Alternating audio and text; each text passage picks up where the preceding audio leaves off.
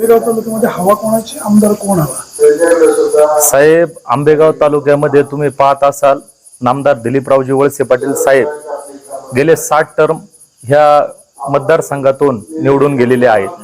गेल्या 60 टर्म मध्ये त्यांनी जो काही विकास केलेला आहे तो आपण सर्वजण आपल्या डोळ्यांनी पाहत आहे। आणि त्या विकासाच्या जोरावर मी तुम्हाला साहेब या ठिकाणी आवर्जून सांगू शकतो की नामदार साहेब सोडून या आंबेगाव तालुक्यामध्ये दुसरं कोणाचंही काम नाही। आज गेले 60 टर्म नामदार साहेब या मतदारसंघातून जेव्हा जेव्हा निवडून गेले विधान भवनामध्ये, तेव्हा तेव्हा त्यांना मंत्रिपदाची संधी भेटली। ते फक्त एकमेव त्यांच्यामध्ये हुशारीपणा, चलाक, चाणक्ष आणि तालुक्याचा विकास करत असताना त्यांनी या मंत्रिपद भेटल्यानंतर महाराष्ट्राचा सुद्धा विकास त्या मंत्रिपदाचा पासून केलेला आहे। हे सर्वसामान्य जनतेला ह्या गोष्टी ठाऊकच आहे। साहेबांनी थांबलं पाहिजे, इतरांना संधी दिली पाहिजे असं विरोधक आरोप करतात। साहेबांनी पाठीमागच्या सभेमध्ये सगळ्यांना ओपन जाहीर सभेमध्ये सांगितलंच होतं साहेब की ज्यांना काही आजमावायचं असेल त्यांनी त्यांचं नशीब आजमावून बघा। जो तो साहेब ज्याच्या त्याच्या पक्षाच्या धुरा, ज्याच्या त्याच्या पक्षाचे विचार घेऊन पुढे चालत आहे। साहेबांच्या पद्धतीने चाललेले आहेत, विरोधकांच्या पद्धतीने चाललेले आहेत। ज्याला ज्याची ताकद आजमावायची आहे त्यांनी आंबेगाव तालुक्यामध्ये स्वतःची ताकद आजमावून दाखवा। साहेबांनी अनेकांना मोठं केलं, साहेबांच्या विरोधामध्ये गेले, अरुण गिरे, राजा केले, आता देवदत्त निकम सुद्धा वळसे पाटलांच्या विरोधामध्ये विधानसभा लढण्याची शक्यता आहे। साहेब, इथून पाठीमागचा जर तुम्ही इतिहास पाहिला असेल तर नामदार दिलीपरावजी वळसे पाटील साहेबांनी आंबेगाव तालुका आणि शिरूर तालुका आणि मध्यंतरच्या काळामध्ये जुन्नर तालुक्यातली काही गावं आंबेगाव तालुक्याला जॉईंट होती। नामदार साहेबांच्या जवळ जो जो व्यक्ती आला त्यांना साहेबांनी निश्चित मोठं केलेलं आहे। आणि जे आतापर्यंतच्या इतिहासामध्ये नामदार साहेबांना सोडून गेलेले आहेत त्यांचं मी सांगण्यापेक्षा तुम्ही आवर्जून पाहतच आहे त्यांची आत्ताची कंडिशन काय आहे।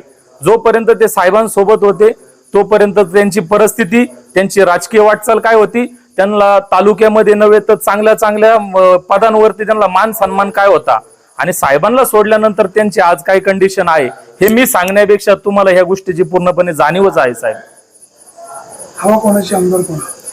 वाणी साहेब, तुम्ही जो प्रश्न मला वारंवार विचारताय मी तुम्हाला या ठिकाणी आवर्जून सांगन की आंबेगाव तालुक्यात नामदार दिलीपरावजी वळसे पाटील साहेब सोडून दुसरे कुणाचंही हवा नाही, दुसरं कुणाचंही नाव नाही।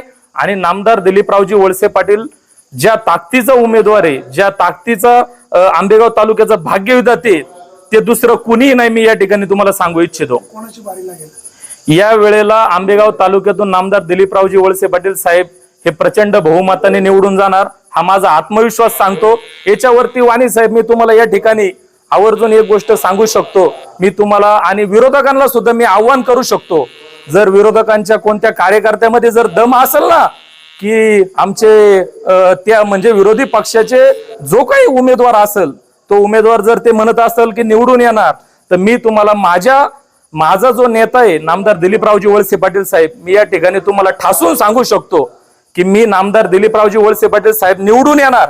याच्यावरती विरोधकांना मी तुम्हाला या ठिकाणी सांगतो, पैज लावू इच्छितो की मला माझ्या नेत्यावर विश्वास आहे, माझा नेता या ठिकाणी 100 नाही 101% निवडून येणार। त्याच्यासाठी जर कोणत्या विरोधकाच्या कार्यकर्त्यामध्ये जर दम असेल तर आज माझी 1 एकर जमीन मी विरोधकाच्या नाव करून द्यायला तयार आहे। मी मंचरचा रहिवासी असून माझं आदित्य विष्णू थोरात हे स्वतः माझं नाव आहे आणि मी नामदार दिलीपरावजी वळसे पाटील, मी विरोधकांना या ठिकाणी आव्हान करू इच्छितो की मी माझी वडिलोपार्जित 1 एकर जमीन नामदार दिलीपरावजी वळसे पाटील साहेब हे निवडून येणार, हे मी या ठिकाणी तुम्हाला आव्हान केलेलं आहे। आणि जर विरोधक जर या ठिकाणी जर सांगत असाल की आमचा नेता निवडून येणार, त्यांच्यात जर दम असेल, त्यांच्यात जर धमक असेल, तर त्यांनी या ठिकाणी मी तुम्हाला सांगतो माझ्या समोर उद्या यावे आणि त्यांनी त्यांच्या वाट्याचे 20 गुंठे जमीन ही मला न देता म्हणजे फक्त कुणाला तरी मध्यस्थी धरून शब्द द्यावा की त्यांचा उमेदवार निवडून आल्यानंतर त्यांना मी 1 एकर जमीन देणार, माझा उमेदवार निवडून आल्यानंतर ती त्यांची 20 गुंठे जमीन मला नको, पण त्या 20 गुंठ जमीन त्यांनी त्यांच्या गावासाठी दान करावी। आणि त्या गावामध्ये मी नामदार साहेबांना विनंती करून की ह्या 20 गुंठ्यामध्ये आपण काहीतरी त्या गावाच्या विकासासाठी आपण निश्चित काहीतरी निधी साहेब तुमच्या याच्यातून द्यावा, ही मी विनंती करू शकतो साहेबांना।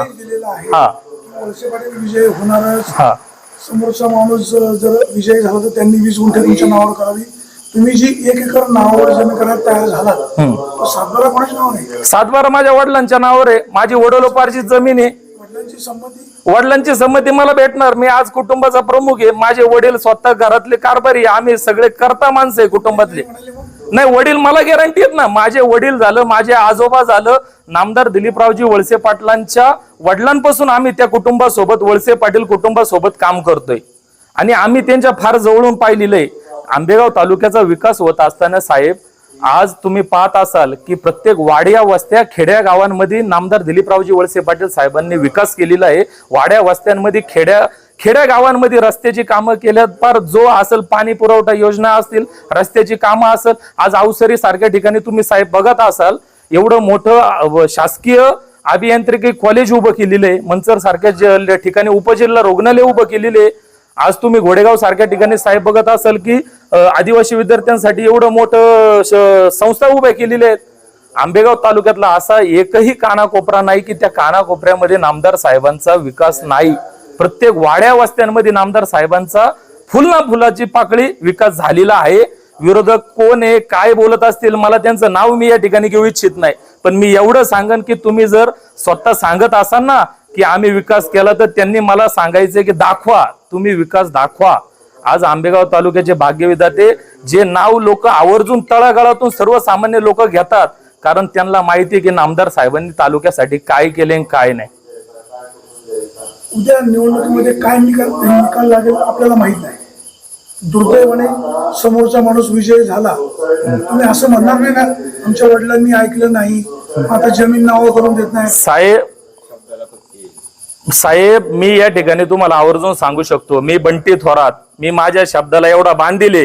विरोधक जे आहेत ना त्यांच्यामध्ये जर दम असेल ना, त्यांनी उद्या परवा तेरवा नामदार साहेबांचा फॉर्म भरेपर्यंत त्यांनी कधी मला येऊन चॅलेंज करावं. मी मंचर मार्केट या ठिकाणी मी तिथं कंटिन्यू असतोय.